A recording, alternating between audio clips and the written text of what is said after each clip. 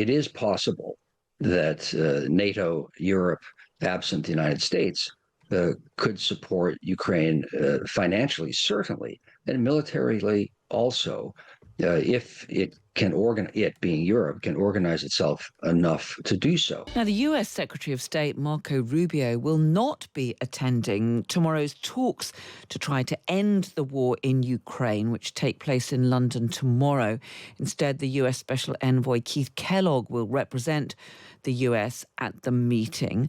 The Financial Times correspondent in Kyiv, Christopher Miller, also reported that the US Special Envoy for the Middle East, Steve Witkoff, will also not be attending. Let's talk to Glenn Carle, a former CIA officer and global security expert. Good evening to you, Glenn. Hello. Thank you for having me. Well, we've had several rounds of these talks. So far, they don't seem to have really got anywhere, not least because the Russians don't seem to be prepared to implement any kind of ceasefire. What, if anything, do you think could be achieved at these talks tomorrow?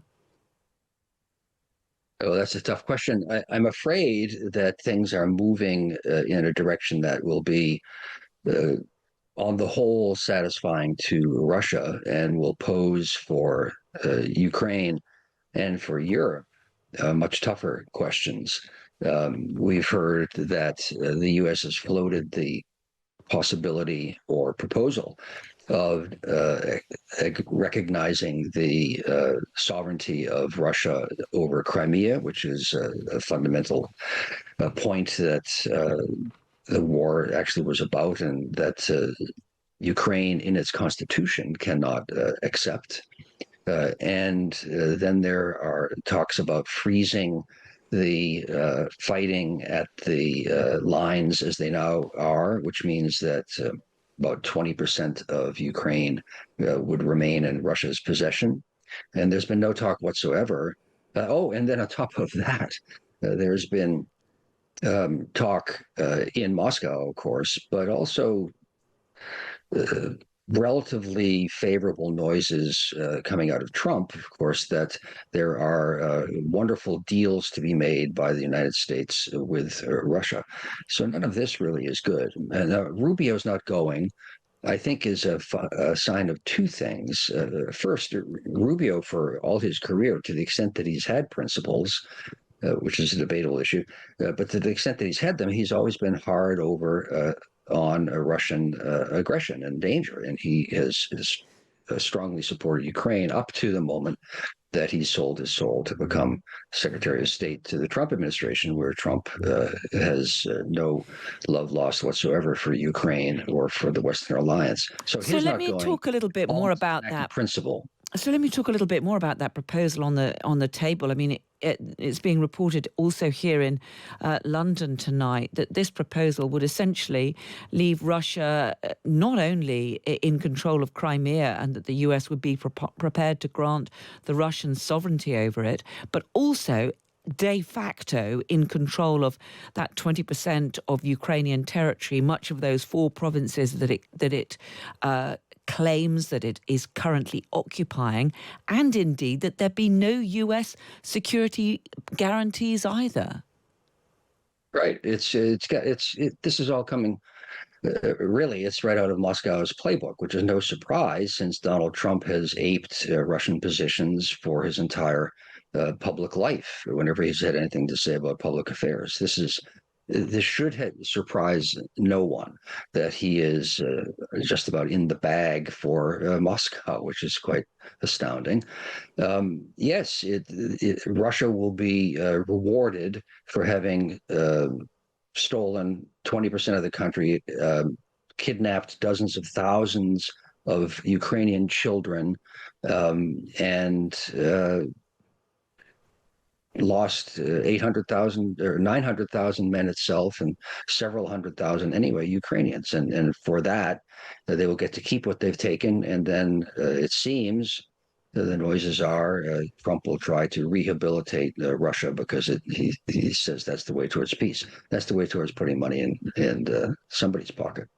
And we were hearing on this programme earlier from a British MP who's now fighting with the Ukrainian military, saying that they were in no mood to accept any kind of a stitch-up. But do you think that Ukraine is now in a position where it's simply going to have to accept this sort of a deal, which even a few weeks or months ago would have been unthinkable? Well, the pressure will be immense to do so, certainly, because the fear will be that Ukraine by itself can't stand up.